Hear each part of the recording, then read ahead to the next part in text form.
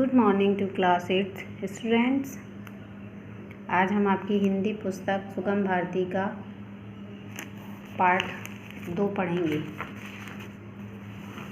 Part 2 का नाम है विनम्रता।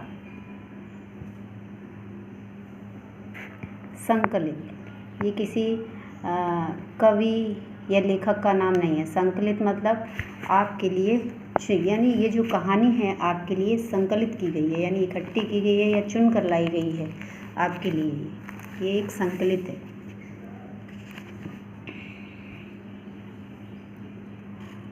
अपने काम के सिलसिले में शर्मा जी से मिलना था। मैं उनके घर की ओर मुड़ा ही था कि देखा शर्मा जी का बेटा विराट अपने संगी साथियों के साथ खेल रहा है। मैंने उसे आवाज़ देकर पूछा, क्या पापा घर पर हैं? हाँ हैं, संक्षिप्त उत्तर देता है। बिना मेरी ओर ध्यान दिए वह खेलने में ही व्यस्त रहा। मुझे ही उससे दोबारा कहना पड़ा, अरे भाई विराट, पापा को मेरे आने की सूचना नहीं दोगे? पापा, आपसे मिलने वीरेंद्र अंकल आए हैं। उसने दरवाजे की तरफ मुंह करके वहीं से चिल्ला कर कहा और अपनी जिम्मेदारी पूरी कर ली। मैं ठगा सा दरवाजे पर ही खड़ा रह गया। आवाज़ सुनकर शर्मा जी की बेटी विदु दौड़ती हुई आई, मुझे बाहर खड़े देखा, चुप कर नमस्कार किया, बोली, आइए, पापा तो आपकी ही प्रतीक्षा कर रहे हैं। आपको भेजा संदेश उन्हें मिल गया था। बैठाने के बाद अपनी मम्मी पापा को मेरे आने की सूचना दी और मेरे लिए जल ले आई और बोली, अंकल जल लीजिए।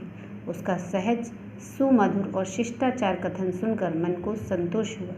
सोचने लगा, विराट पढ़ने में तेज है और अपने नाम की तरह उसका स्वास्थ्य भी अधिक अच्छा है। फिर भी लोगों की प्रशंसा की पात्र विदु ही है। कारण है विनम्रता।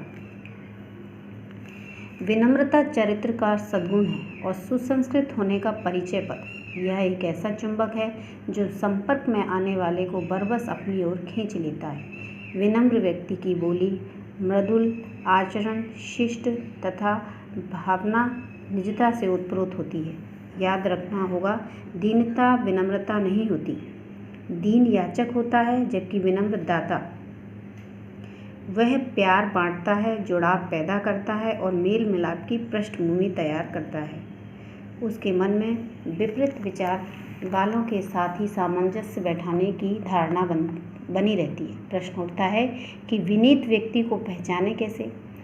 आगंतुक का प्रसन्नतापूर्वक स्वागत करना, यथोचित सत्कार करने में पीछे ना रहना, यानी जो अपने घर मेहमान आते हैं उनका सत्कार करना, उनके सत्कार में पीछे ना रहना, अपनों से बड़े द्वारा आसन ग्रहण करने पर ही आसन ग्रहण करना, ऐसी प्राथमिक आदतें हैं जो विनीत व्यक्ति की पहचान में सहायता करती हैं। महिला हो या पुरुष, प्रत्येक की गरिमा और भावनाओं का समुचित सम्मान करना विनयी व्यक्ति की विशेषता होती है।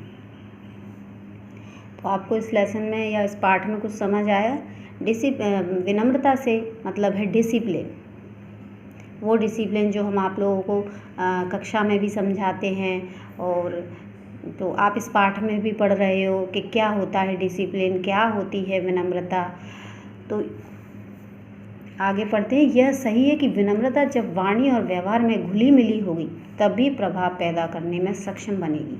आदर प्रकट करने में चूक ना हो, यह सावधानी उसे अवश्य रखनी होगी। बड़ों के बुलाने पर क्या है, हाँ, अच्छा जैसे शब्दों का प्रयोग अथवा जवाब नहीं देना उचित नहीं माना जाता। विनम्र व्यक्ति की भाषा में घुली विनम्रता, स्पष्टता, सहजता उसके चरित्र को चमकाने में बहुत प्रभावशाली होती है।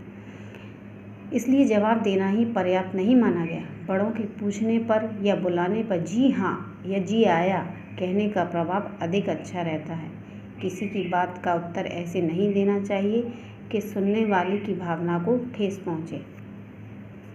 विनम्रता केवल बड़ों के प्रति ही नहीं होती, बराबर वालों के प्रति भी समादर, अपनों से छोटों के प्रति स्नेह के रूप में भी प्रकट होती है।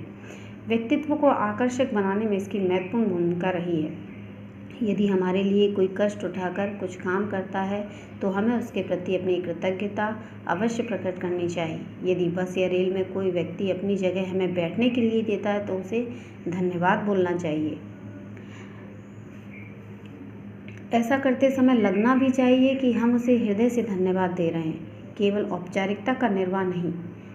यदि कभी यह अनुभव हो कि जिसके प्रति हम विनीत हैं वह हमारी उपेक्षा कर रहा है अथवा हमारी विनम्रता को हमारी कमजोरी समझ रहा है, तो अपने स्वाभिमान की रक्षा करते हुए उसे उसकी चेष्टा के प्रति सजग अवश्य करें। तब यह भी विचार करें कि आपके व्यवहार में दंभ तो नहीं। यदि हम दूसरे से विनम्र व्यवहार की अपेक्षा करते हैं तो हमसे वे भी ऐसी अपेक्षा क्यों न करें। ऐसे में हम दूसरों के दुर्गुणों को देखकर स्वयं अपने सद्गुणों को ही ना छोड़ बैठें। विनम्रता सफलता की गारंटी भी है। विनम्र कारोबारी का व्यवसाय हमेशा फलतापूर्वक है। विनम्रता समस्या समाधान की कुंजी है। जिस समाधान को आवेश से भरा व्यक्ति नहीं ढूंढ पाता उसे विनम्र सहज ही तलाश लेते हैं। नदियों से कितना भी पानी समुद्र में क्यों ना आ जाए, लेकिन समुद्र में बाढ़ आते देखी है कभी?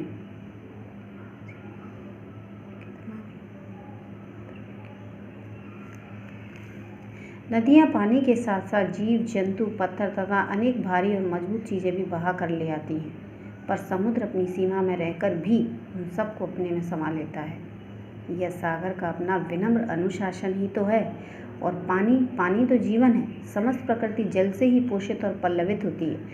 तृण लताएं, नन्हे पौधे, वृक्ष, लेकिन पानी जब वेगवती नदी के रूप में तटबंधों को तोड़कर बाढ़ का रूप धारण कर लेता है, तब उसके सामने जो पेड़ तने रहते हैं वे बह जाते हैं, ढह जाते हैं। जो झुक जाते हैं वह पुनः खड़े हो पल्लवित हो जाते हैं। विनम्रता जीवनता का पोषण है तो अहंकार विनाश है। समझ तो आपको इस लेसन से समझ आया होगा कि डिसिप्लिन कितना आवश्यक होता है। फिर वह चाहे घर में हो, चाहे आपकी कक्षा में हो। जैसा कि विधु को आपने देखा इसमें कितनी अच्छाई बताई गई है। तो जो डिसिप्लिन हम आपको बोलते हैं कि सभी से विनम्रता से बात करो, पोलाइटली बोलो और अपने से बड़ों का आदर करो, मेहमान का सत्कार करो। जैसा कि आप इसमें देख रहे हो कि बताया है कि लेकिन पानी जब वेगवती की नदी के रूप में तटबंधों को तोड़कर बाढ़ का रूप धारण कर लेता है, तब उसके सामने जो पेड़ तने रहते हैं, यानी जो अड़े रहते हैं, जो अहंकारी होते हैं, जो झुकते नहीं हैं, जो विनम्र नहीं होते हैं, वे बह जाते हैं और ढह जाते हैं। और जो झुक जाते हैं वे दोबारा पुनः खड़े होकर पल्लवित हो जाते हैं। यानी विनम्रता जीवनता की पोषक है। तो जो अहंकार होता है वो मनुष्य का विनाश करता है। ये आपका पाठ पूरा हो गया है। इसमें देखिए नए शब्द, ये जो शब्दार्थ दिए हुए हैं इनको आप अपनी पुस्तक में लिखेंगे, नोटबुक में लिखिए आप इनको। ये सही जोड़ियां हैं, ये विकल्प हैं।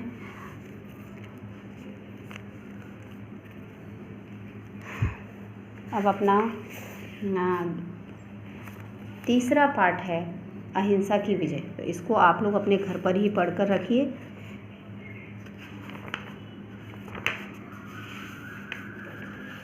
पार्ट 2 की जो विस्तार से ये भाषा की बात और ये आपका जो एक्सरसाइज दी गई है, इसको हम नेक्स्ट वीडियो में अपलोड करेंगे।